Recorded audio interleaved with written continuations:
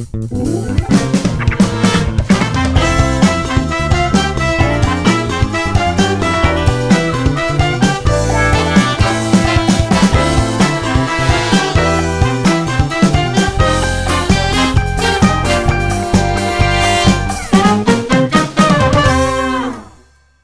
kita mulai ya, lu gue kasih kegiatan dulu ya. Jadi buku terbaru Timun Jelita ini yang tahun lalu dibilang gue gak akan nulis buku. Betul. Gue gak akan nulis buku. Betul. Ini tayangannya. Oke, buku rehat dulu. Buku nggak dulu sih. Kau tanda tangan. Oh gitu. Ya. Oh, sempat ngomong di sini ya? Sempat. Aku mau kasih giveaway buat teman-teman yang nonton ini. Nanti aku kasih pertanyaan kuis. Jadi nanti tanda tanganin ya. Oke, nanti aku tanda tangan. Mau sekarang mana nanti? Boleh sekarang kalau ya? mau juga boleh lah. Siap. Nih. Jadi nanti kita akan bertanya, kenapa lah kawan ini katanya aku lagi nggak ada ide, aku sibuk banget nih nggak mau nulis buku. Iya lagi, bener lagi. Tiba-tiba datang tahun ini, datang bawa bukunya, laku pula, pre-order 10.000, entah apa ini si abang ini, ya kan? Jadi kan pasti teman-teman juga pengen tahu, kita undang lagi. Siap. Raditya Dika Angkasa Putra Murwani Nasution. Siap, halo semuanya. Tepuk tangan dulu dong, Siap. Terima kasih. Akhirnya setelah buku-buku yang bertema hewan-hewan, ubur-ubur koala, segala macam, dia vegetarian guys tahun ini. jadi dia bicara timun. Iya, jadi sayur-sayuran sekarang betul. Jadi tumbuh-tumbuhan. Jadi tumbuh-tumbuhan ya. Tapi kan timun nama tokoh kan, si akuntan freelance, iya, akuntan kan, freelance. Sebenarnya aku baru sadar bahwa si buku baru ini itu nama sayuran ketika waktu lagi minta follower milih cover buku mana yang bagus. Kan kita ada 2 opsi. Jadi teman-teman dari penerbit Gagas Media ngasih 2 opsi. Terus minta tolong follower pilihin pakai polling. Keluarlah satu yang ini, satu lagi mukanya timun sama si jelita, which is timun jelita ini, yang orang salah kaprah kirain Bang kok dari Tuan Kamil, bukan itu. Emang mirip? Gak tahu. Lu masih ada gambarnya nggak? Ganti di IG ada di IG. Boleh tayangin aja. Tapi bukan Ridwan Kamil. Tapi bukan, iya. Tapi semacam mirip. Iya. Ada yang bilang Kim Jong Un. Ada. Karena kan dari samping kan. Oke. Mirip ini gitu. Dan paling banyak tuh milih ini, yang cover ini. Nah, yang bikin aku lumayan terkejut adalah banyak yang ngomentarin judulnya, karena itu pertama kali di dalam cover dikasih lihat judulnya. Iya. Baru pada bahas, Bang kok sekarang sayuran, bukan hewan lagi. Nah baru sadar betul. Jadi emang nggak didesain. Ini nggak didesain, nggak dipikirin kayak misalnya, selama ini gue bikin buku pakai judul hewan. Sekarang sudah waktunya bikin novel fiksi, gue mau pakai tumbuhan. Nggak dipikirin sama sekali. Atau mungkin di usia 40 aku akan lebih banyak makan berbasis plant-based sayur, gitu ya? Biar jarang konstipasi. Tapi ya sebenarnya nggak dipikirin sama sekali. Kebetulan memang nasib membawa buku ini menjadi tumbuh-tumbuhan. Karena waktu itu emang lagi nyari nama tokoh. Dulu kan pernah bikin Malam Minggu Miko. Itu lucu tuh, Malam Minggu Miko. Pengen bikin nama tokoh yang orang 40 tahun, akuntan. Namanya apa ya yang lucu. Di antara semua nama kepikiran, entah kenapa ini juga nggak tahu. Tiba-tiba kepikiran timunnya nggak tahu kenapa gitu. Nggak tahu. Dan pas nulis itu udah mikir ada akuntan freelance kan? Iya. Kan ini kan fiksi kan? Iya. Jadi si cowok berpikir dulu saya pernah punya cita-cita gitu kan ceritanya. Premis awalnya itu terus ketemulah si jelita lalala, kita nggak akan spoiler di sini ya. Itu. Tapi nama itu tiba-tiba muncul pas hari keberapa penulisan? Nah, ini sebenarnya ini kan soal band. Band sepupuan, satu tua, satu muda. Tadinya judul awalnya itu Sumarsono and Friends. Sumantri ya? Sumantri and Friends. Oh, di GOR itu teman-temannya banyak ya, Sumantri. GOR Sumantri. Bahkan satu lagu yang kita kan ada lagunya, ada 4 biji di Spotify and the Gang tuh. Lagu pertama tuh judulnya Sadar Sendiri. Yang kita produce ya, maksudnya lagu pertama kita produce Sadar Sendiri. Nah itu produsernya masih ngasih nama Sumantri lagu 1. Di file itu. Karena as the project goes on, namanya memang Sumantri. Nama bandnya itu Sumantri and Friends. Karena pengen nyari bapak-bapak yang punya band namanya pakai Andre Taulani and Friends kan. Ini Sumantri and Friends. Tapi lama-lama mau nyari nama yang lebih unik lah gitu. Yang orang mungkin masih asing di kuping, akhirnya timun gitu. Kamu nggak lagi kepikiran apa makan nasi timbel gitu? Sama sekali. Kenapa ya? Coba kau ingat-ingat dulu, ya? Bang. Coba dulu, Bang. Katanya penulis lain kepengen tahu soalnya. Katanya Anissa, istriku, tahu nggak kenapa timun kepikirannya? Kenapa? Karena aku memang kebetulan lagi suka makan bebek caroknya Muslim. Oke, ada timunnya? Ada. Hampir tiap malam. Tapi kan kenapa nggak bebek jelita? Iya kan, makanya. Kenapa timunnya yang kau ingat kan gitu tahu, ya? Atau nasi jelita gitu. Sambal nggak tahu. Tapi itu katanya Anissa. Mungkin di bawah sadar kamu. Timun ini enak sekali ya. Gitu. Iya. Nah kebetulan memang aku nggak doyan banget timun. Jadi kayaknya di bawah sadar. Ini bebek dimakan nih, terus timunnya disampingin. Jadi kayak ini timun timun gitu, nggak tahu juga sih. Bisa juga ya. Iya. Pokoknya tiba-tiba pas mikir timun kayaknya, aha gitu nggak? Aha moment? Belum. Sampai akhirnya nemu kata sifatnya. Yaitu? Jelita, cantik. Timun jelita. Iya. Timun kata bendanya udah dapet nih. Iya. Kata sifatnya apa? Karena kan kalau dua kata benda sama kata sifat tuh jadi lucu aja gitu. Juxtaposisinya. Iya. Jadi namanya apa ya? Timun apa ya? Jelita kali ya. Karena cewek kan ada yang namanya Jelita. Jadilah timun jelita. Ini nama ceweknya Jelita, which is umurnya 21, 22. Timun umurnya 40. Mereka ngeband lah sepupuan gitu. Oke. Jadi waktu awal nulis namanya masih si Sumantri, si akuntan ini. Waktu masih berupa project. Jadi project itu artinya aku nggak tahu, kan aku bilang tahun lalu nggak tahu bakal nulis buku kan? Enggak. Betul sama sekali. Enggak, kamu bukan bilang nggak tahu bakal nulis buku. Aku nggak mau nulis buku. Buku nggak dulu sih. Nggak akan nulis buku kan? Iya. Itu masih kepegang sampai di bulan Wait, sebentar. Juli. Kita ketemu Desember tahun lalu persis sekitar tanggal sekian juga. Iya. Itu kapan? Pas pulang ke Jakarta kah? Udah sempat ulang tahun kan di sini? Ulang tahun, pulang ke Jakarta, lalu tiba-tiba grup WA anak-anak di grup parents. Ada yang bilang kita mau bikin band untuk International Day. Ada parents yang bisa main musik nggak? Tolong kasih tahu di grup WA nama dan posisi yang diinginkan. Lalu saya sebagai orang yang dulu bermusik punya motivasi manggung di sekolah anak supaya anak nonton dan papa berani, aku juga berani. Itu motivasi awal. Itu motivasi mulianya itu. Lalu gue tulislah di grup WA Raditya. Gue biar berasa jadi Raditya Dika. Terus. Bener lagi. Raditya, strip, gitar. Lalu ternyata banyak yang menyambut. Siapa jadi bass, jadi gitar dan jadi vokal dan lain-lain. Latihan band pertama itu sekolah internasional, isinya orang internasional semua, nggak ada yang kenal saya siapa. Jadi begitu. Nggak ada yang tahu kamu Raditya Dika maksudnya? Iya kayaknya sih nggak kenal ya, karena begitu masuk penyanyinya kan orang Brunei itu. Dia nanya parents or staff, dia bilang parents. bukan staff. Karena kan pakai sendal, pakai celana pendek kan, pakai Crocs, kan. Parents or staff. Parents. Mau main band, dia bilang. Iya mau main band. Pakai bahasa Inggris, orang Brunei. Basisnya orang Korea. Oh gitu? Iya, basisnya orang Korea. Terus siapa-siapa lah gitu. Akhirnya kita manggung. Ternyata ya Mbak ya, aku pas manggung di sekolah anak itu membangkitkan hasrat yang dulu udah dikubur rapet-rapet gitu. Ke musik. Hah? Iya, musik itu aku udah berkata pada diriku sendiri, aku tidak akan main musik lagi. Karena nggak tahu arahnya mau kemana, mendingan gue nulis apa segala macam. Kayaknya orang nggak peduli juga kalau main musik. Kedua kan ngeband kan. Terus habis itu udah aku kubur. Begitu manggung lagi di sekolah anak, oh ini tuh rasanya tampil bermain musik. Selama ini mungkin kamu hanya latihan, jarang tampil ya. Jadi band yang bahkan latihan, udah jual gitar udah. Iya benar, zaman-zaman itu ya benar. Band latihan, tapi nggak pernah tampil. Kalaupun tampil juga, gitu kan. Apa sih gitu. Ya itu membangkitkan hasrat lagi, les gitar lagi. Ya itu aku ikutin tuh di Instagram. Les gitar lagi. Terus ada mau hunting gitar ini di mana nanya. Iya di DM Mas Pongki. Iya itu belum keluar tuh buku di situ. Belum. Jadi bener masih pure. Aku mau cari gitar ini. Iya. Aku mau cari gitar ini. Nah udah itu aku manggung di acaranya Yono Bakri. Aku main musik di sekolah.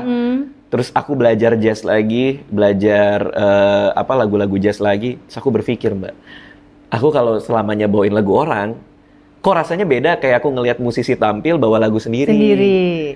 kayaknya kalau mau seru waktu itu argumennya, kalau mau seru nih, kayaknya bikin lagu kali ya gitu. Nah, masalahnya aku dulu pernah sempat iseng-iseng bikin lagu, tapi kan nggak pro ya, nggak profesional.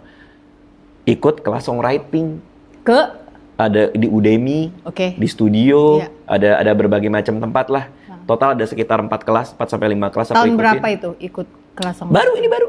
Oh, gara-gara mau bikin lagu sendiri, ikutin lah si Udemy Udemy.com. Sibuk tuh di situ. Studio, iya. Sampai jam 1 pagi, jam 2 pagi, sebelum tidur selalu ikut kelas. Sejam 2 jam. Oke. Habis itu nulis lagi, nulis buku, nulis lagu ya. Nah, ini lucunya nih. Lagu udah ada, udah jadi, aku mau keluarin nggak pede. Karena siapa Raditya Dika tiba-tiba bikin band, tiba-tiba bikin lagu. Maka aku perlu benang merah yang untuk menghantarkan. Melegitimasi bahwa Radit ini project Radit. Iya. Apalagi kalau bukan buku, karena aku dikenal orang sebagai penulis. Astaga, lu jadi masih lagu bisa nggak pede? Hah? Lu masih bisa nggak pede jadi orang? Nggak pede banget, nggak pede. Masa ya? Oke, terus. Iya. Jadi gimana cara menyajikannya? Iya, gitu gimana kan? Supaya orang ngerasa bahwa ini project bener. Maksudnya artinya gue percaya nih gitu. Ya udah, akhirnya aku balik jadinya. Jadi orang pikir, di banyak yang review lagunya Timun Jelita bilang, gila Raditya Dika marketingnya. Dia ngeluarin di Spotify buat jual bukunya. Sebenarnya kebalik itu. Lagunya jadi dulu. Baru aku berpikir mau buat cerita. Iya.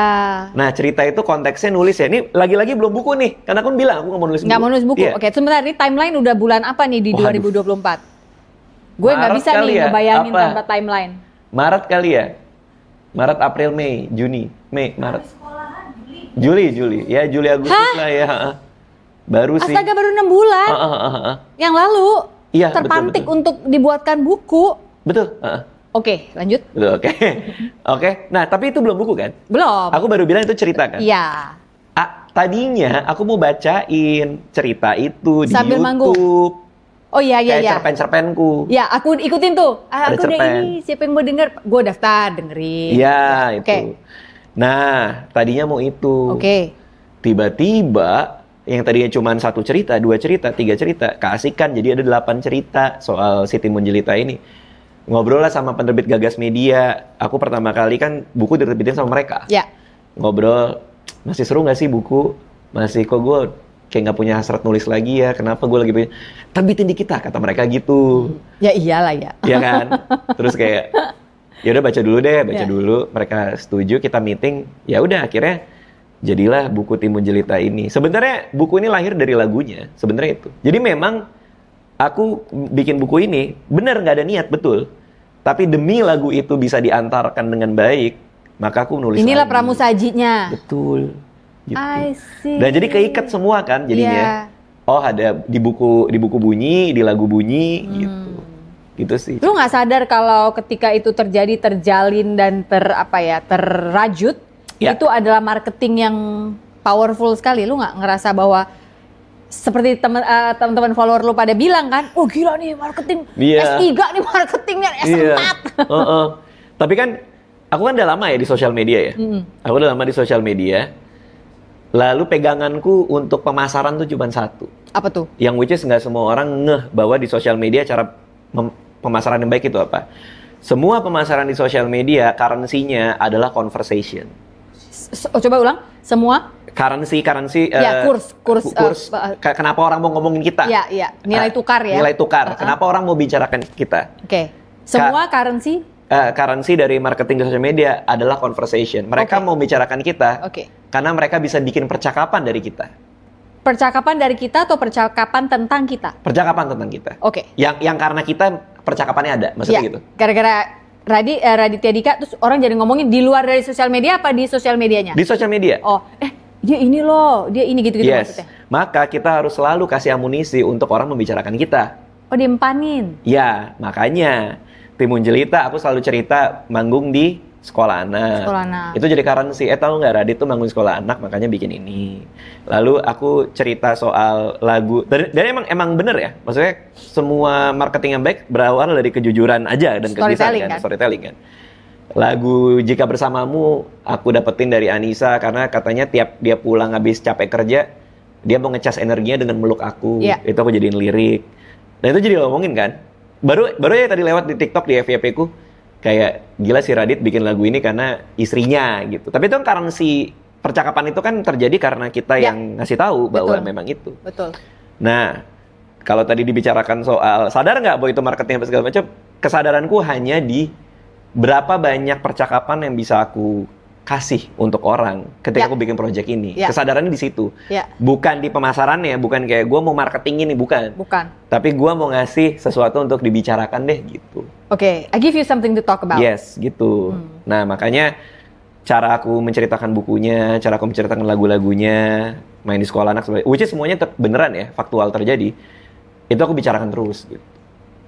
Bisa dibilang ini buku lo yang paling personal nggak sih? Walaupun gue tahu Koala Kumal, si Ubur-ubur, si Kambing Jantan, terus zaman lo kuliah dulu kan di Adelaide ceritanya. Catatan harian pelajar bodoh. Itu si Kambing Jantan kan ya pertama kali. Itu kan memang itu personal juga. It's like personal artinya pengalaman pribadi. Ya, yang kau tuangkan lagi. Ada yang bentuknya seperti catatan harian, ada yang bentuknya sudah dibuat cerpen-cerpen, esai gitu ya.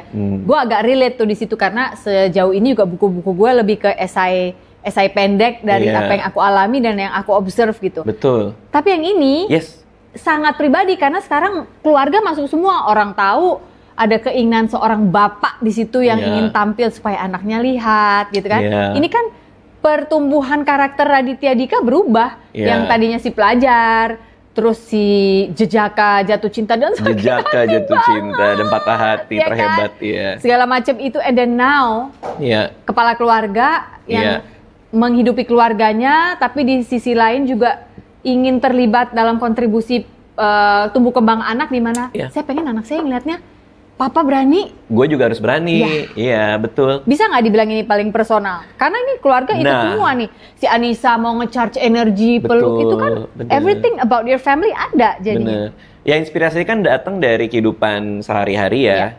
Dan aku selalu bilang bahwa karya itu bukan kita ciptain, tapi kita tangkap, kita dokumentasiin. Itu semua hasil dari jurnal yang kutulis setiap hari kan. Anissa minta peluk, tampil di sekolah anak, kan tiap hari aku rapi punya jurnal itu. Ketika aku bikin ini, aku tinggal ngambil itu aja. Bahwa ini berangkat dari hal yang personal dan jujur dan tulus, which is memang semua karya seharusnya kayak gitu menurutku. Tapi ceritanya ini fiksi. Ceritanya fiksi ya. Fiksi. Nah itu yang kemarin tuh orang habis baca tuh. Putri itu kan ada Timun dan Putri nih istrinya. Itu pasti Anissa banget. Itu adalah impian Raditya Dika punya istri kayak gini. Terus Jelita tuh pasti si ini. Itu semua fiksi sih. Semua cerita di sini fiksi. Kalau itu udah pure hayalan. Itu pure hayalan. Tapi memang bahan bakunya dari kegelisahan personal dan kejujuran yang aku coba tulis aja gitu. Bicara soal karya Timun Jelita ini dalam bentuk buku. Tahun lalu lo sempat bilang seneng banget punya istri seperti Anissa karena dia mengerti ketika punya suami yang cuma masuk ruangan terus kayak ngelamun. Karena itu benar-benar tahun lalu ya? Benar-benar setahun ya kita persis. Seru. Itu juga lo belum ulang tahun waktu itu. Abis show terus lo bilang tapi gue harus balik Jakarta dulu. Nanti mau balik lagi buat ulang tahun dan tahun baru. Benar. Iya kan? Betul. Jadi gue inget lo bilang iya karena Anissa itu orang yang bisa ngertiin gue. Punya suami yang cuma masuk ruangan ngelamun terus memandang, ngelamun gitu. Ini kerjanya apa sih suaminya? Nah Anissa bisa mengerti itu gitu kan ya. Ini kita balik ke Timun Jelita ini. Ketika akhirnya terpantik harus ada pramusajinya nih. Buatlah si buku. Masuk ke ruangan itu lagi. Itu. Atau ini lebih cepat karena udah ayo cepetan cari aja pramusaji, ini lagu udah ada gitu. Wah ini kacau sih. Ini lagu itu ada belasan sebenarnya dan hampir tiap hari aku bikin. Jadi tiap hari itu aku ngilang tuh artinya aku nggak di dunia ini tuh. Udah ngelamun, udah ini, udah itu, disuruh tidur sama Anissa tapi nggak masuk kamar. Ngapain tuh? Bengong aja di ruang kerja. Pegang gitar kadang-kadang terus ngerekam di DAW kalau aku pakai Reason DAW-nya terus ngerekam main gitar terus Anissa manggil baru masuk gitu. Jadi aku ngaco sih. Ini tadi Anissa mau main kan, cuma kan dia lagi nggak enak badan. Lagi nggak enak perut. Nggak enak perut.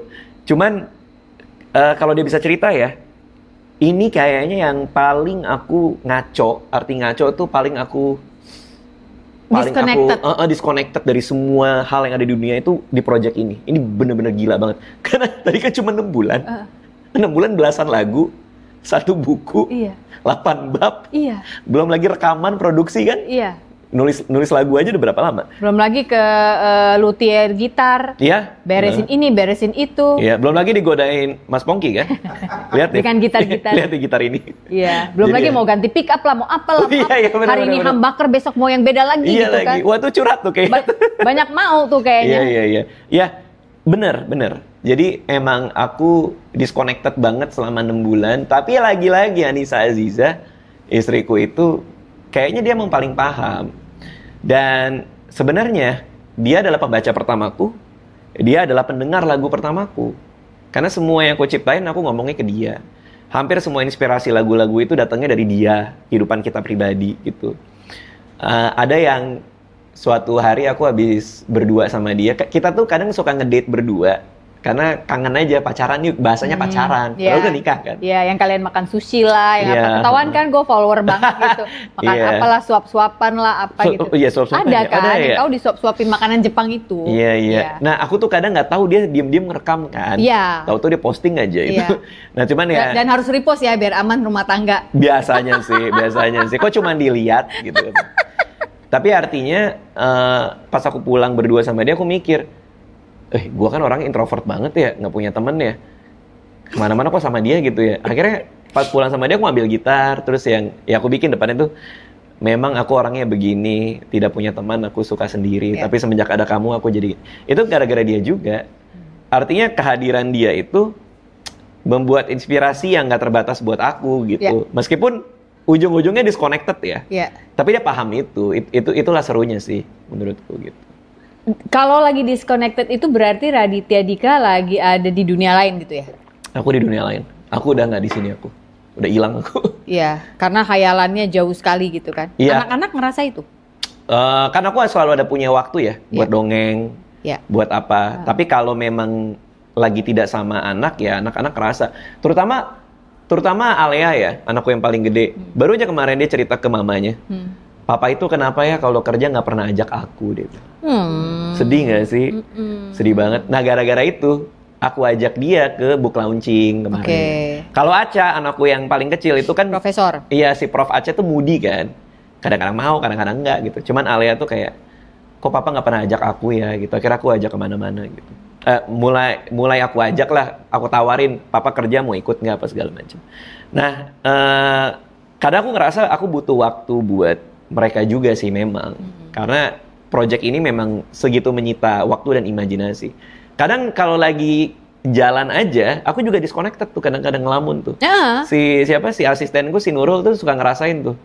Lagi kita di mana gitu ya. Kita lagi apa, mau ngapain tuh kadang-kadang aku lagi bengong tuh. Kita bukannya ini ya Nurul gitu. Bukannya ini Bang gitu. Jadi kayak aku suka nggak nyambung gitu. Gara-gara keseringan ngelamun. Iya, karena sedang mengembangkan karya ini kan pada saat itu. Nah, sekarang udah so much better karena udah jadi kan. Iya. Karyanya udah jadi, semua udah beres. Jadi udah better lah gitu. Maksudnya aku udah bisa napak lah gitu.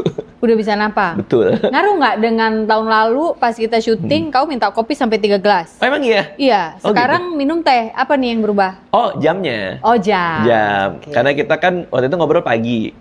Sore ya? Sore. Pagi. Nggak pagi. Masa sih? Malamnya show, pagi ke sini kan? Iya benar pagi. Oh iya ya. Karena cut off minum kopiku jam 12 siang. Oh. Sebelum jam 12 siang aku minum kopi banyak aja udah. Oh, begitu jam masih? 12. Sampai sekarang masih juga. Walaupun nggak boleh ya. Iya. Sama dokter. Iya. Tapi ada GERD. Iya, tahun lalu juga ngomongnya gitu. Iya. Itu paling nggak bisa. Belum ya, belum insaf ya soal itu ya. Insaf 2 minggu. Bilang ke Nurul, Pokoknya aku nggak mau minum kopi lagi. Jangan pernah pesanin aku. Iya Bang. 2 minggu kemudian, ini dong 1 dong pesanin. Iya. Terus dia udah ngerti aja udah. Iya. Iya, jadi kalau udah jam 12 siang. Udah lewat itu aku ngeteh biasanya. Lu ntar gue ajarin minum mushroom coffee ya. Jadi dia tuh mushroom coffee. Iya. Jadi dia itu, jadi emang harus organik sih. Supaya apa? After minumnya itu breakdownnya tuh nggak parah gitu. Crashnya nggak parah. ini sudah saya buktikan, ini gue nggak jualan ya, tapi ya gitulah, ntar siap, gue kasih tahu. Oke, karena di cave kan nggak enak rasanya. Di cave memang tidak enak, iya. Tapi itu paling ngebantu sih. Iya, nah ini nggak di cave, dia cave gitu, cuma dibantu oleh si medicinal mushroomnya. Medicinal mushroom. Iya, menarik. Menyenangkan kan ya? Terdengar menarik. Oh mungkin buat judul kedua, abis timun, jamur. Betul, jamur obat ya. Itu judul band yang kedua, betul. Setelah udah mendingan, udah bisa napas, udah nggak disconnected lagi, itu terjadinya kapan? Setelah buku ini submit, seperti tahun lalu kita pernah cerita, harus ada tenggat waktu, Mbak. Buku serahkan dan jangan pegang-pegang lagi. Betul. Biarkan editor dan penerbit bekerja. Betul sekali. Pada saat itu berubah disconnectednya kembali ke dunia. Pada saat dia naik cetak, aku udah memutus semua soal Timun Jelita ini. Karena pas dia naik cetak, lagu sudah kelar produksi. Iya. 4 lagu sudah, 1 buku juga sudah. Cari penyanyi gimana waktu itu? Cari penyanyi aku cari di internet. Jadi aku nyari di Reels sama TikTok. Tempat kau nongkrong sehari-hari ya? Betul.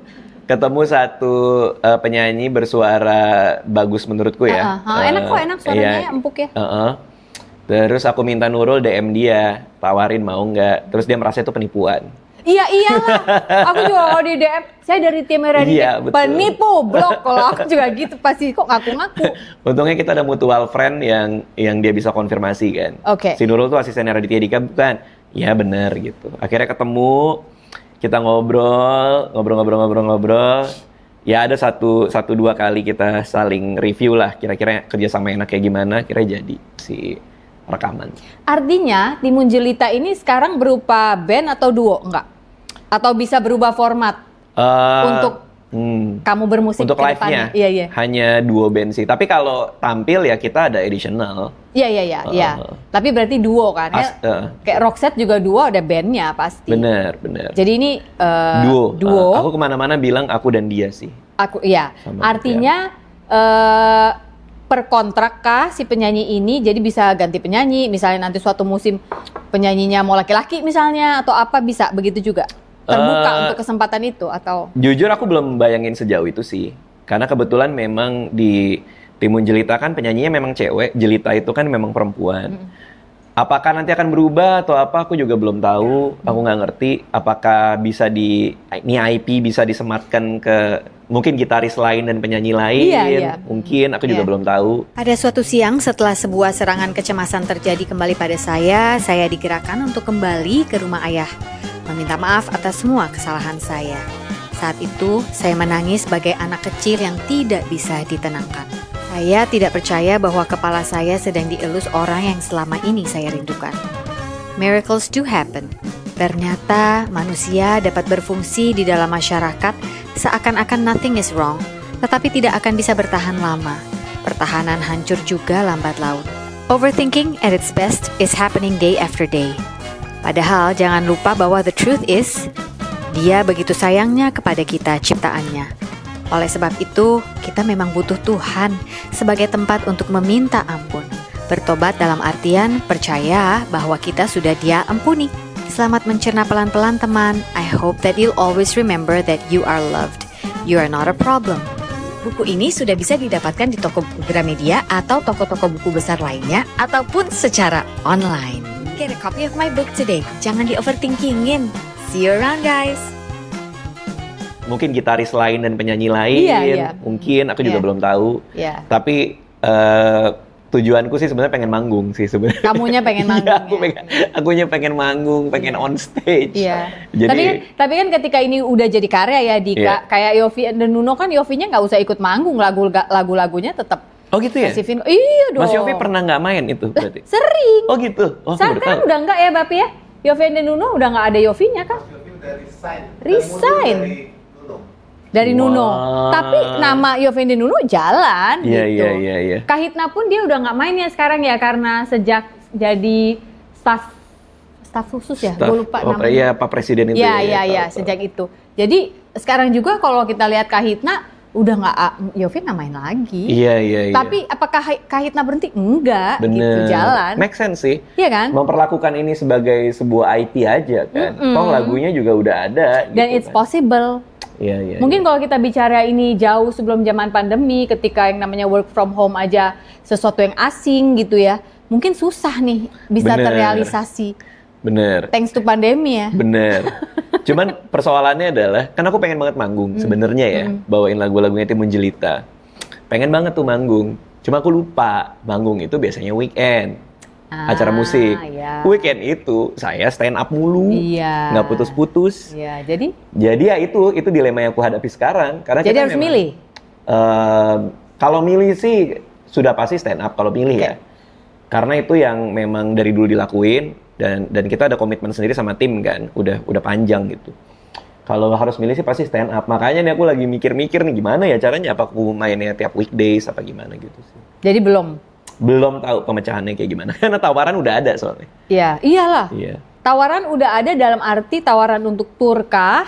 Yang nanti akan ditangani oleh teman-teman Ekresa juga. Iya. Ataukah tawaran dalam arti one off dari klien gitu, korporat one off.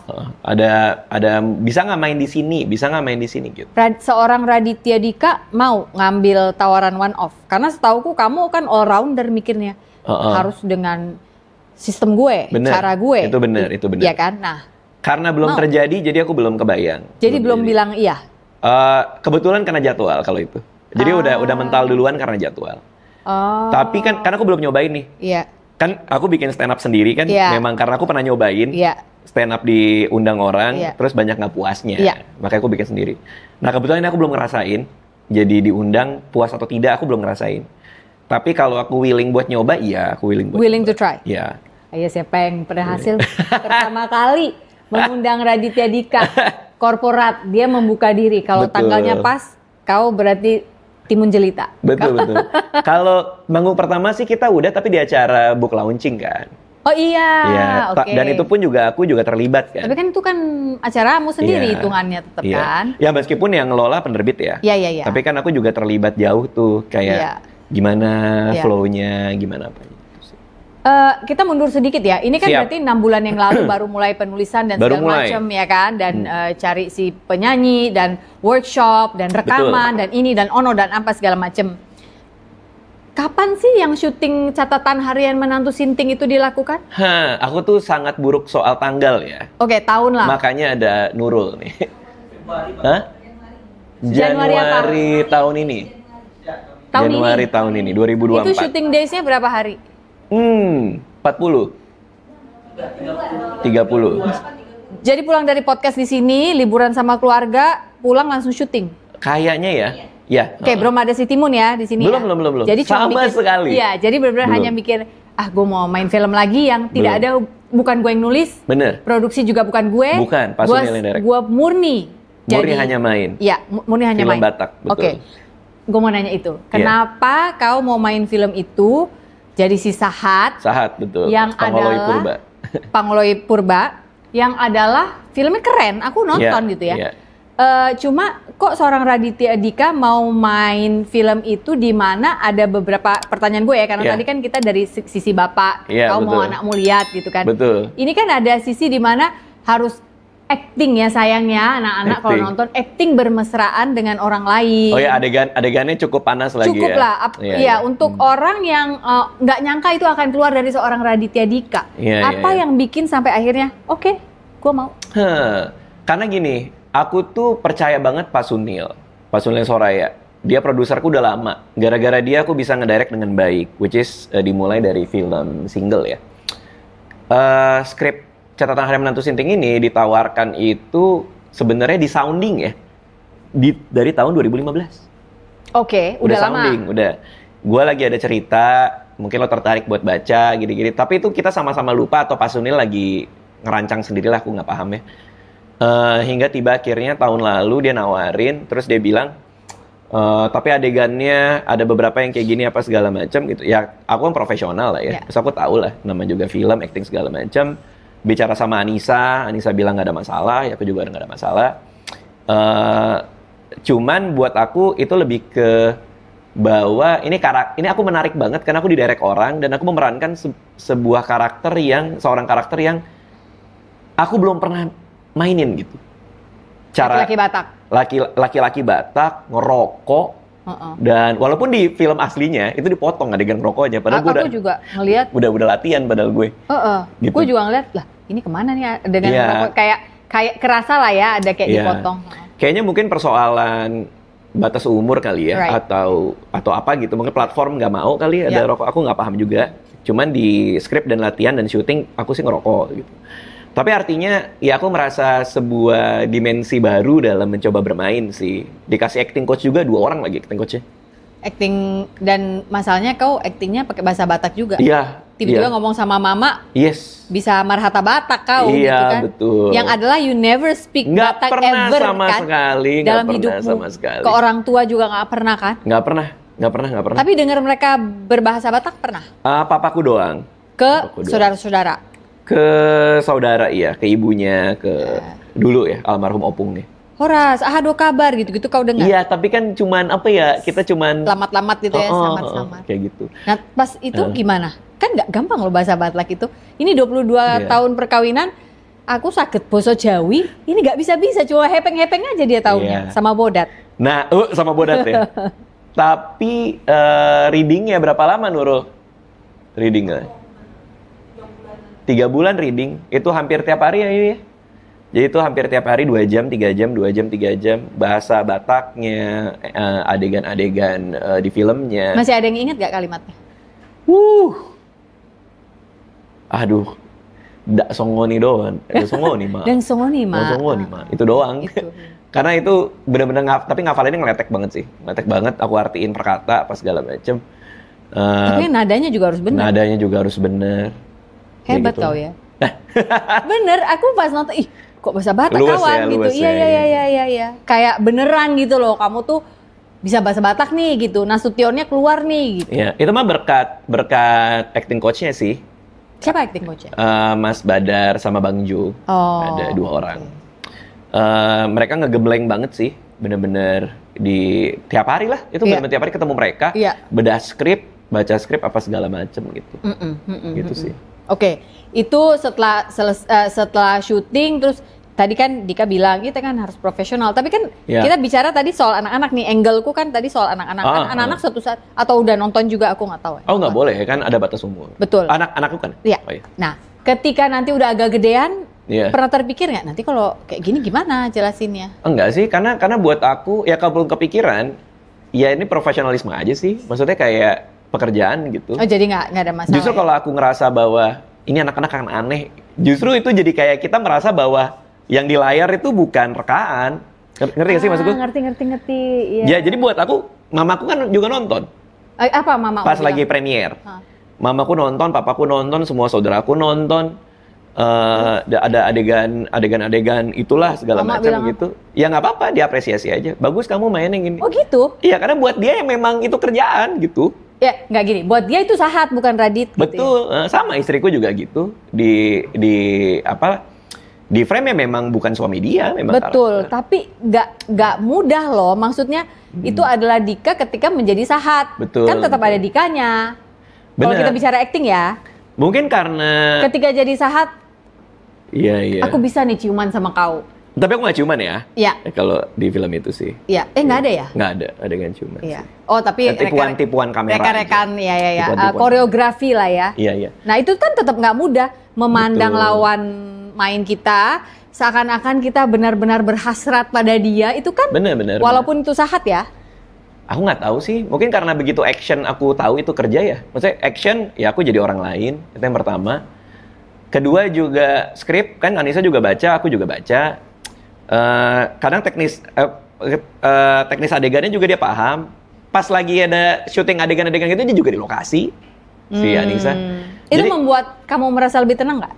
Biasa aja sih. Maksudnya, ketika dia di lokasi dan harus biasa aja. Karena kalau kitanya kayak aku lebih tenang kalau ada kamu, itu kita jadi kayak gimana ya? Kayak membuat adegan ini kayak sesuatu yang gimana banget, paham gak sih? Ditaruh di pedestal ya. Padahal kan nggak perlu. Gitu iya, ya? Emang biasa aja. Makanya kadang-kadang juga gimana ini gimana? Ya enggak sih. Justru kalau kita mikir ya sebagai pemain ya hari ini lagi ada adegan ini lagi. Itu kan kayak seolah-olah itu sesuatu yang gitu. Ngerti gak sih maksudku? Ngerti. Jadi buat kami sih Ya justru karena kita mikir itu sebagai bagian dari rekaan, hal fiktif gitu ya. Dan ketika action kita menjadi karakter, sama-sama nggak ada masalah dengan semua orang gitu, ya udah gitu. Jadi ya udah. Iya.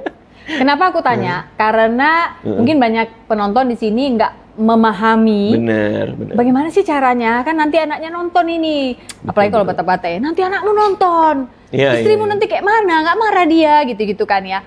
Supaya teman-teman juga bisa membayangkan bagaimana seorang aktor ketika dia masuk ke dalam gelanggang sama seperti petinju, dia nggak akan ada rasa nggak enak nih kalau aku mukul. Emang harus mukul gitu kan. Kalau aktor nggak enak nih kalau kayaknya aku sayang-sayang dia padahal bukan pasangan resmiku. Lah ya memang harus, itu kan bagian dari adegan. Jadi biar teman-teman juga bisa membayangkan paham sih.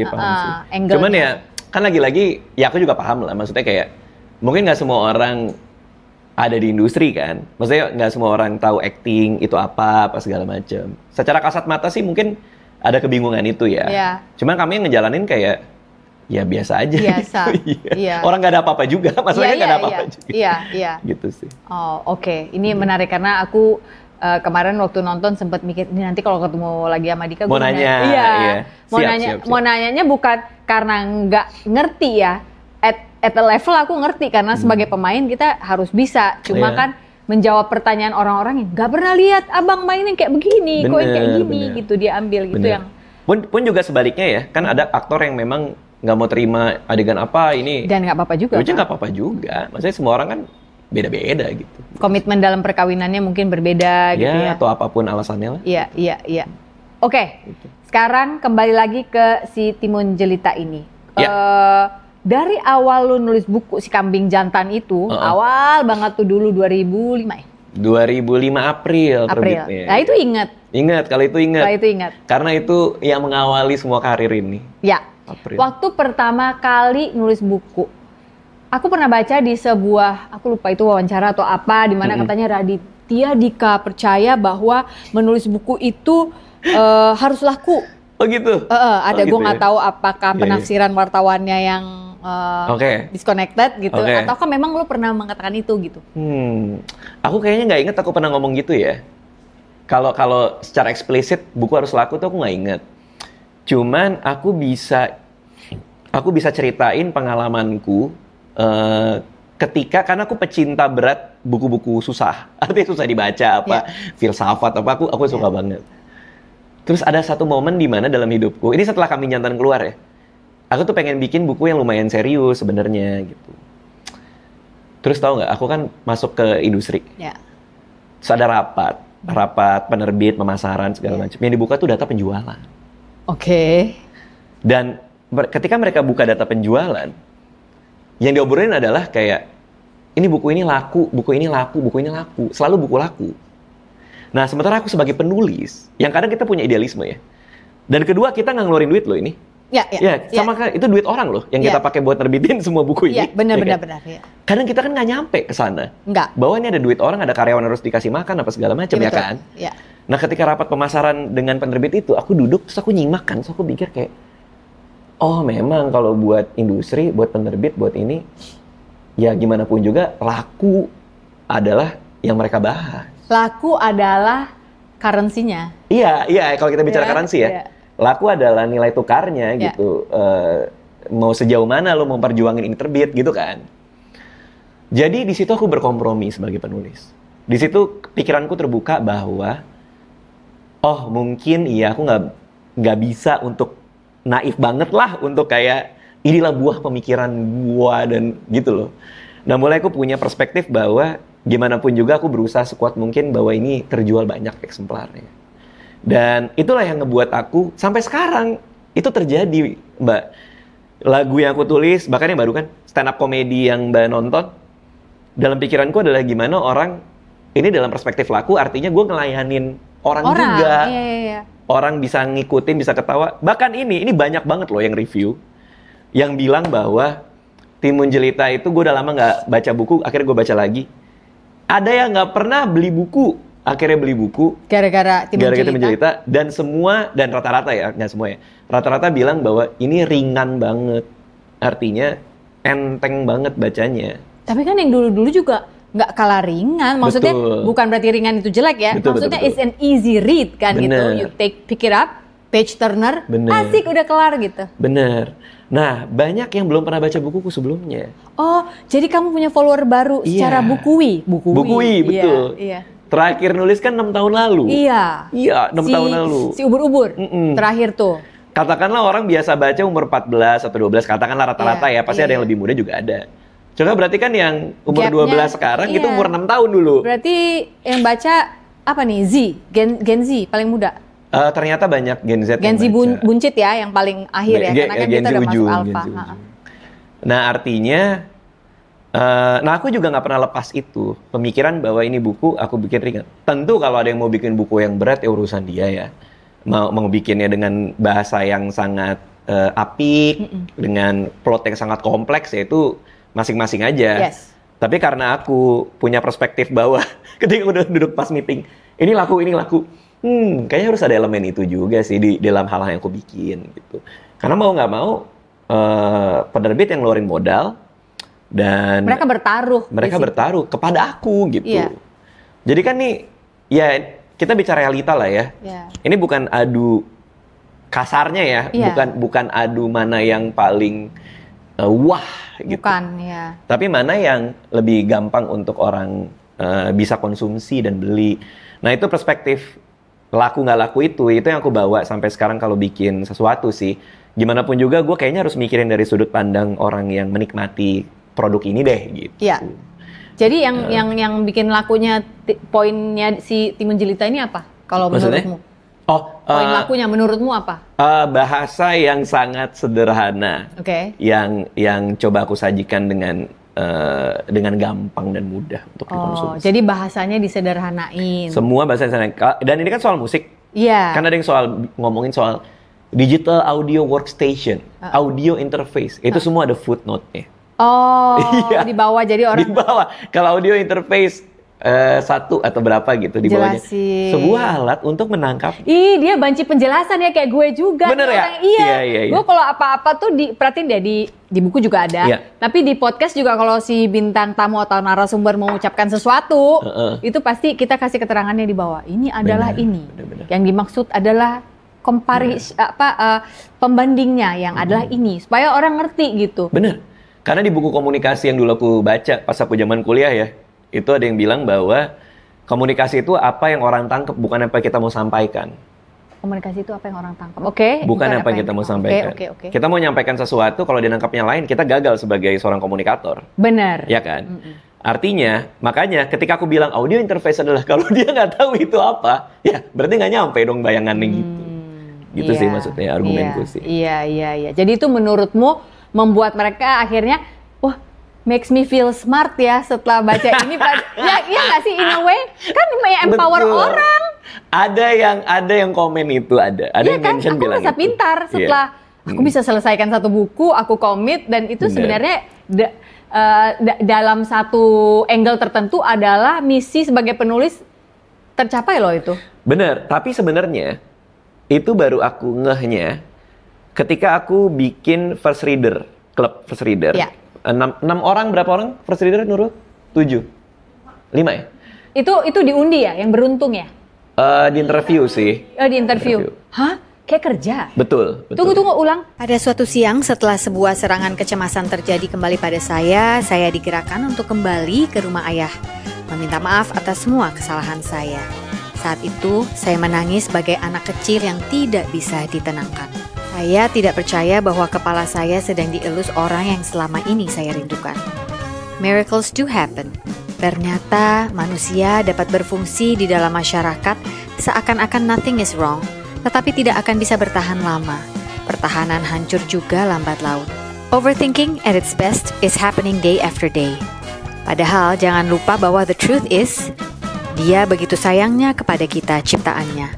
Oleh sebab itu, kita memang butuh Tuhan sebagai tempat untuk meminta ampun. Bertobat dalam artian percaya bahwa kita sudah Dia ampuni. Selamat mencerna pelan-pelan teman. I hope that you'll always remember that you are loved. You are not a problem. Buku ini sudah bisa didapatkan di toko buku Gramedia atau toko-toko buku besar lainnya, ataupun secara online. get a copy of my book today. Jangan di-overthinkingin. See you around, guys. Di interview sih. Di interview. Hah?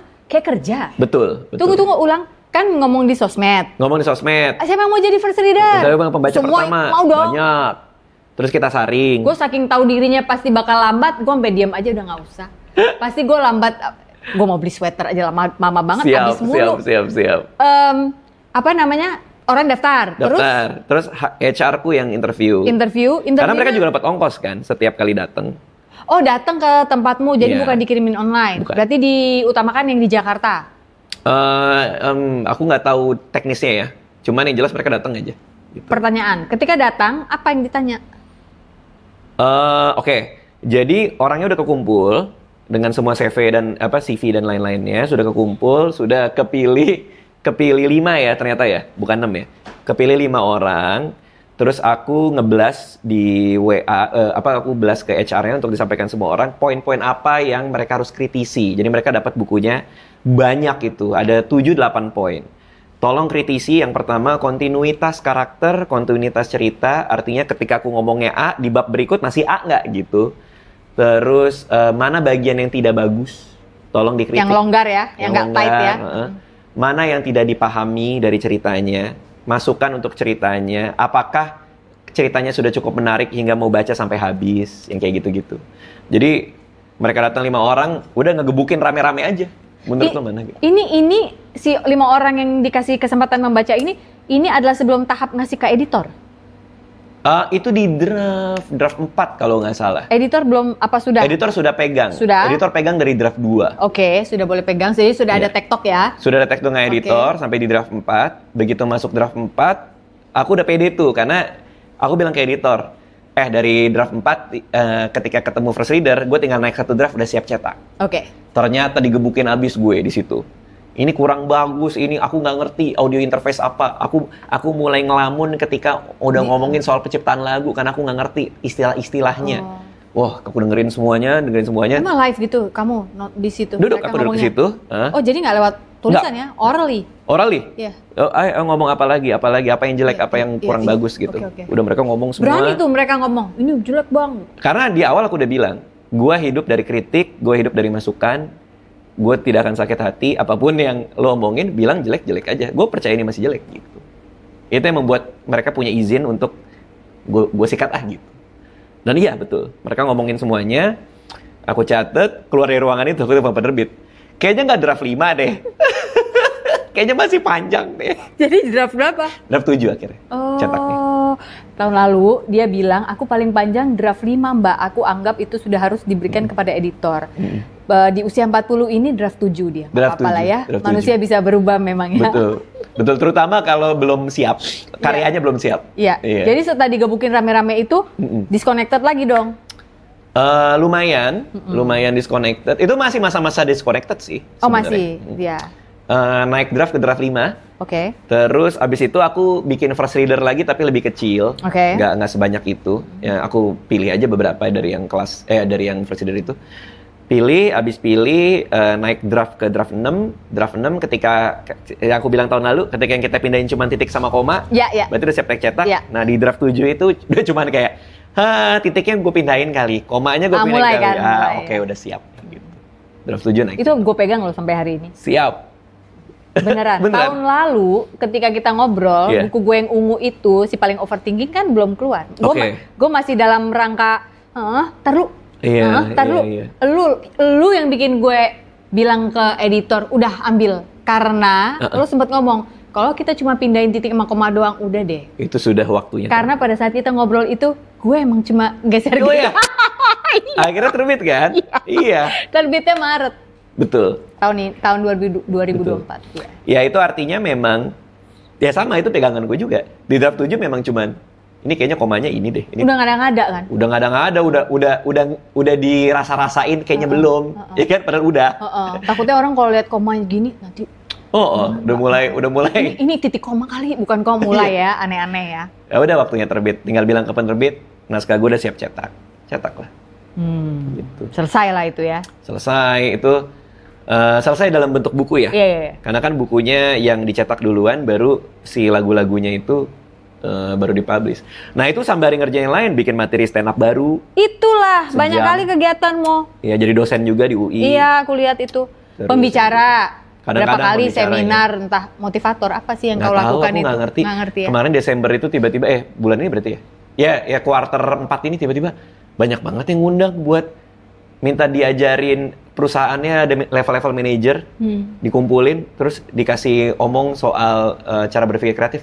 Lah, ini orang-orang udah level manajer semua, gue ngomongin apaan? Jadi aku sharing-sharing aja udah. Tapi bener, lu seneng nggak kalau disebut motivator? Enggak juga sih, maksudnya kayak aku nggak ngerasa motivator juga sih. Aku mau bagi pengalaman dikit ya, gue bisa relate karena gue juga menjelang dari pertengahan tahun 2024 ke akhir, itu tiba-tiba dapat undangan yang motivator, terus sharingnya itu ke apa sih mereka disebutnya tuh, aduh gue lupa lagi singkatannya, ntar gue tulis dari sini. Intinya mereka itu, edukator tapi ada namanya BBGP apa gitu. BBGP. Iya, ntar kita cari ya. Intinya adalah mereka itu adalah, tahu kan kita ada guru BP itu di sekolah. Tahu. Kalau kita bermasalah, didudukin konseling. Nah, mereka adalah konselornya guru-guru se-Indonesia, ngerti gak sih? Jadi sempet yang Jawa Timur, abis itu diundang ke yang Jawa Tengah gitu. Kayak gitu. Ketika diundang, gue bilang jangan sebut saya motivator, saya bukan motivator gitu. Iya, kan aneh kan? Iya, jadi lebih ke sharing aja yuk, sharing aja gitu kan ya. Tapi lucu gak sih bahwasannya hidup bisa membawa kita ke sana gitu? Hanya dari nulis. Kalau lu merasa itu dari nulis apa dari stand up lo? Aku juga nggak tahu itu. Mungkin karena aku udah sering bagi soal kreativitas kali ya.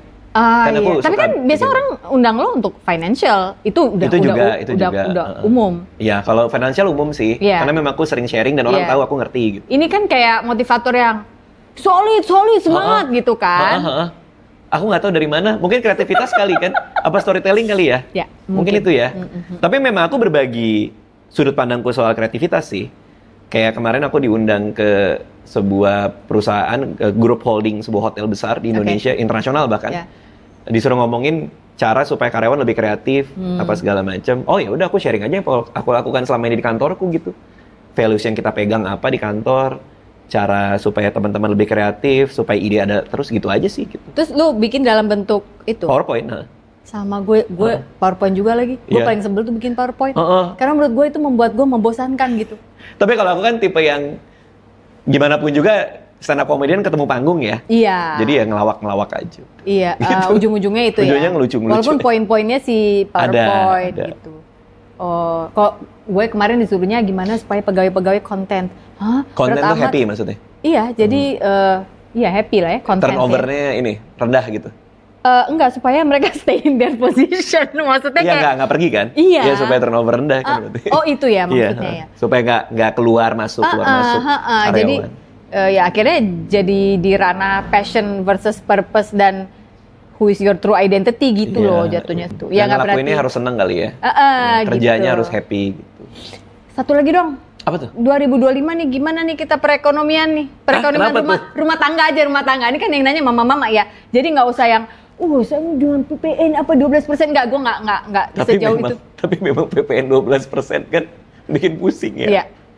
Ya pusing walaupun aja sih. Walaupun itu cuma beda 1% kan bang? Betul. Nggak sih? Ngaruh ya? Ya ngaruh lah, ngaruh. Coba gimana, timun jelitakan bahasanya buat aku, mama-mama ini. Ya pasti ada dorongan inflasi sih, karena semua naik. Ya. Dan realitanya kan gitu. Realitanya kan udah banyak yang share. Iya. Ada beberapa barang yang sudah naik mulai dari bulan Desember. Iya. Kalau dari kami sebagai perusahaan lebih deg-degan lagi karena kita kan narik PPN, kita PKP. Oh. Perusahaan kena pajak. Iya. Jadi harga kita pasti lebih naik. Meskipun bisa disilang. Ini kita udah bicara pajak nih. Nggak apa-apa. Meskipun bisa disilang PPN kan kadang-kadangnya. Tapi ya artinya tapi aku tetap optimismeku tetap di tim ya, di tim soal produk kreatif dan lain-lain tuh lagi optimis juga sih. Kenapa? Karena produk kreatifnya lagi banyak. Aku punya timun jelita, punya apa segala macam. Jadi mudah-mudahan itu bisa mengcounter segala kenaikan PPN subsidi silang, mana yang lagi jalan, mana yang harus support gitu ya? Iya, aku cuma takut spending teman-teman di luar sana agak berkurang karena kenaikan harga barang ya. Itu yang aku pikir juga, karena nggak usah jauh-jauh, ini dari mama-mama ya, penontonku banyak yang mama-mama. Mau belanja di supermarket aja, dari bulan November kemarin sebenarnya aku udah ngerasa sebelum si pajak-pajak ini naik aja udah naik banget. Yang biasanya keluar sekian, loh kok 2 kalinya dengan barang yang serupa dan sama gitu loh. Itu didalamin sendiri maksudnya? Dialami. Oh, iya. Setiap kali bayar sampai akhirnya aku bawa lah suamiku ke supermarket itu. Maksudnya supaya ini gue nggak biar lihat harganya ya. Ini bukannya gue markup, walaupun dia nggak bilang gue markup ya, tapi maksudnya gue kan juga, aduh, ini pemakaian budget jadi gede, tapi yang kita beli sama loh ini aja gitu. Bener. Kalau makanya premi asuransi kan kita juga baru bayar nih, premi asuransi di Desember itu juga naik. Kan berasa lah kita lihat kenaikannya berapa gitu. Jadi artinya memang tantangan akan ada banget sih secara ekonomi di tahun depan. Terutama tahun ini tayangnya tahun ini. Oh ya, di tahun 2025. Apalagi kami ini yang bermainnya di ranah sebenarnya tersier kan. Entertainment kan kadang masih dirasa sebagai sebuah kemewahan kan. Sehingga ya kita mencoba menghadapi tantangan itu aja sih. Meskipun ada argumen yang bilang bahwa kadang kalau inflasi naik kita banyak spending buat hal-hal yang bikin kita jadi nggak sedih-sedih banget. Distraction. Which is hiburan kan. Ada yang bilang gitu juga. Tapi ada argumen lain yang bilang tapi sekarang larinya ke barang-barang yang kayak skincare biar bikin happy diri gitu, bukan ke hiburan. Ya itu banyak lah argumen-argumen itu. Cuman mau gimana pun itu kan di luar kontrol kita ya. Kalau aku kan orangnya stoikisme nih, maksudnya aku practical stoik ya. Jadi aku mencoba membuat dikotomi itu, mana yang bisa aku kendaliin, mana yang nggak bisa aku kendaliin. Ekonomi dengan semua carut marutnya, kita nggak bisa kendaliin. Kita nggak bisa besok keluar rumah bilang PPN harus turun ya, kan nggak bisa gitu, mau gimana gitu. Paling kita bisa bersuara doang gitu. Tapi kan kenyataannya akan terjadi entah gimana caranya. Jadi kita bisa kendaliin diri kita aja, gimana cara bikin produk yang lebih bagus, yang lebih bersaing, yang lebih baru, inovasi terus. Oke, itu kita bicara kita sebagai kreator. Karena teman-teman mungkin di rumah ada yang kreator. Kita sekarang bicara on a normal basis for the normal person, ya? For the ordinary Joe, yang hari-harinya ya memang dia ngantor atau apa. Tips paling praktikal mau misalnya don't quit your job, seboring apapun di 2025 gitu misalnya ya? gitu ya? Misalnya nggak tahu gue sih mikirnya gitu. Jangan deh mundur dulu dari pekerjaan atau jabatan lo di 2025 ini, kita belum tahu. Kalau menurut lo apa? Aku susah ya memberi sebuah saran yang terlalu general buat orang-orang yang punya problem mungkin sangat spesifik nih. Cuman kalau kita lihat kondisi ekonomi memang agak ini ya, kayak PHK di mana-mana. Kan kita bacalah berita itu di mana-mana ya. Tapi aku percaya kalau misalnya kita mau coba pasti akan ada cara. Aku sih mencoba untuk terus tiap hari itu menjadi manusia yang beruntung. Karena beruntung itu kan ketika persiapan bertemu dengan kesempatan. Artinya kan tahun depan, kalau emang lo belum bisa cabut dari kerjaan lo, katakanlah emang mau kerja terus nih. Tahun ini? Tahun ini. Berarti persiapin diri aja. Banyak bikin soft skill, apa segala macam. Dan banyak buka kesempatan. Kesempatan itu yang banyak orang lupa itu dari network kan biasanya kan. Kita kenal siapa dan mereka bisa apa untuk kita. Paling itu aja, 2 hal itu yang kita pegang sebelum akhirnya terjun bebas. Karena aku pernah ngerasain terjun bebas tuh, berhenti dari kantor dan lain-lain gitu. Kalau nggak punya tabungannya mah pusing pasti. Kan minimal harus punya dana darurat bisa 6 kali lipat bahkan kalau kita mau cabut gitu. Paling itu. Tapi kalau practical tips banget yang bisa dilakukan langsung hari ini juga adalah kalau dalam konteks berhemat ya, paling gampang lihat fixed cost kita. Itu yang bisa dikurangin. Fixed cost itu artinya hal-hal yang terus tiap bulan kita keluarin. Listrik, entertainment, kayak OTT, segala macam. Nah, kalau mau ngurangin tuh dari fixed cost aja. Itu yang paling kentara tuh, gitu. Mungkin kalau groceries agak susah ya. Kalau saya dari mama nih saya agak susah karena mikirin gizi anak-anak misalnya dan yang lain-lain. Apalagi yang bergizi kan mahal ya. Mahal ya, nggak mudah. Tapi sakit lebih mahal lagi, Bang. Betul. Ya, jangan lupa itu juga. Betul. Ini apa mungkin tadi kan lo sempat bilang misalnya dari OTT ya, mungkin kalau tadi paketnya premium turunin lah ke yang agak medium apa-apa. CapCut mungkin tahan-tahan lihat iklan. Oh iya. Baru bayar lagi kok. CapCut lagi diskon lagi. Masa? Iya. Baru bayar kemarin gara-gara diskon. Bener kan Surya? Lagi diskon nggak? Lumayan gede tuh diskonnya tuh. Cuma berapa gitu? Kayak gitu-gitu ya yang kita bisa kurang-kurangin ya. Soalnya aku anaknya diskon banget. Masa ya? Lu pemburu diskon? Iya, kadang kalau ngeliat barang apa, bandingin dulu, nanti pergi ke mall, ngeliat dulu, terus nanti cari lagi pembanding. Tapi di Indonesia menurut gue diskonnya jarang yang bener deh. Gitu ya? Iya, kayak udah ditinggiin dulu harganya baru ini diskon gitu. Bener-bener. Aku ada satu aplikasi yang mungkin jangan aku sebut ya. Itu langgananku sih, karena diskonnya lumayan. Oh ya, nanti ya pas kameranya mati. Siap. Ini juga terbit pas diskon tahu, by the way. Maksudnya? Pas 12-12, Oh, ini 11-11. PO-nya 11-11. Oke. Masa ada yang beli ini harganya 20.000 apa? Masa? Iya. Oh, itu juga satu tools ya sebenarnya ketika kita mengeluarkan karya buku ya. 20.000, ada yang beli 20.000. Ada yang berapa lagi yo? 15.000 ada ya?